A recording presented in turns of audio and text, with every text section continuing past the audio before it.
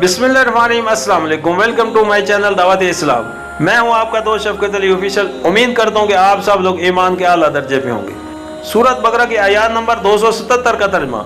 हाँ, जो लोग ईमान ले आए और नेक अमल करें और नमाज कायम करें और ज़कात दें, उनका अजर बेशक उनके रब के पास है और उनके लिए किसी खौफ और रंज का मौका नहीं। सूरत बकरा हैशिया नंबर 322। इस रकू में अल्लाह ताला बार बार दो किस्म के किरदारों को बिल मुकाबिल पेश कर रहा है। एक किरदार खुद गर्ज जर परस्त शायलाक किस्म के इंसान का है, जो खुदा और खल्क दोनों के हकूक से बेपरवाह होकर रुपये गिनने और गिन गिन कर संभालने और हफ्तों और महीनों के हिसाब से उसको बढ़ाने और उनकी बढ़ोतरी का हिसाब लगाने में मनमिक हो।